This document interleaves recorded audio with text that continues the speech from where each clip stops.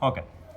So in today's class, we will going to see the classification of embedded system. The classification of this embedded system is divided into four. One is generation, second was complexity and performance, third one is an application specific, and third one is behavior and triggering. So first, we are going to see the generation. So how this generation is of the in first generation. Now we are going to see the first generation. So in first generation it uses 8 and 4 bit, in second generation it uses 16 bit, third generation it uses 32 bit, and fourth it's a multi-core. As a first generation it uses 8 bit and 4 bit data. As an example, we can take it as a digital mobile keyboard, which is a basic set keyboard, as it does not have much function in it. It just, if you press a number, it will going to display that number. Okay, as an example, we can take it as digital mobile keyboard. And second generation uses 16 bit, which is bit complex when compared to my first generation embedded system. So in the second generation it uses 16 bit and are used to store. In the second generation it is used for storage purpose. Third generation is of highly complex when compared to first generation and the second generation. This third generation computer embedded system uses 32 bit, where we will going to use in our industries, networking, and in robotics. Okay, example like mobile internet devices, smartphones, etc. Okay, in fourth generation we will going to deal with a multi-core means, as an example, we can take our smartphones. So our smartphones is of quad core, octa core, dual core, multi-core, yes or no, and it contains of OS which can be performed n number of tasks in it. Okay, and the second is classification is based on complexity and performance. In this complexity and performance, in that this it will be a small one and it will be of a low performance, and the cost of this also will be a low. See, for example, calculator. So calculator can perform an the addition, subtraction, multiplication in initial stages. Now it has been developed a scientific calculator, but we are talking about the initial stage. Okay, next comes medium, which is medium is slightly complex when compared to my small. Okay, and it contains an OS. So after medium there comes a large, which is an highly complex when compared to my small and medium. For example, smartphones are highly complex, where we can perform a number of tasks. We can call, we can capture an image, we can send our image through our WhatsApp, etc.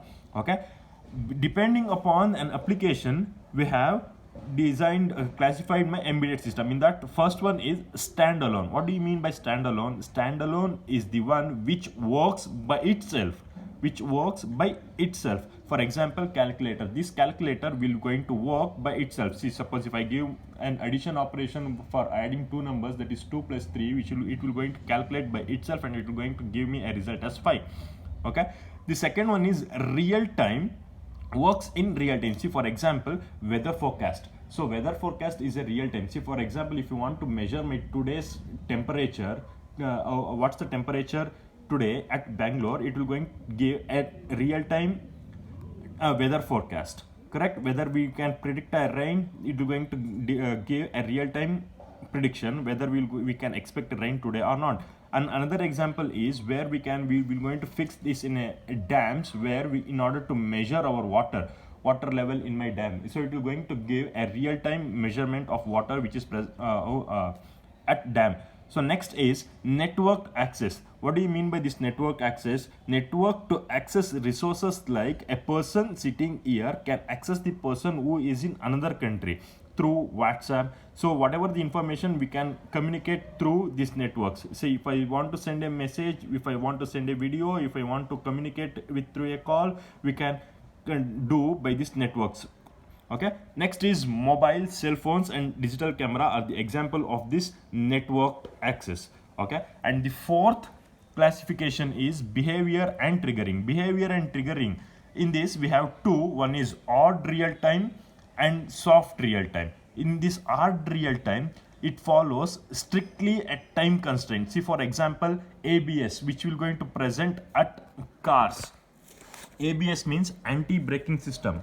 ABS, anti-braking system, and an airbag. See, on strictly it will going to follow the time constraint. See, for example, if any accident happens in a car, an airbag will going to open in milliseconds, where it will going to protect a person who is sitting in a car by opening an airbag. Correct, it's a time constraint. If it opens late, it will going to affect the person. So airbags works in an hard real time, which will going to strictly follow the time constraint. The anti-braking system also, if we apply a brake, it will going to stop in a real time. Okay, next, soft real time, it does not strictly deal with the time. For example, ATM. So ATM works 24 hours. Even if you miss a password, if a time elapses, we can reinsert my card and we can take our amount whenever we want. If we apply wrong password also, we can retry for another time, which we don't have any time constraint. Correct? Okay, so these are the classification of embedded system. Thank you guys.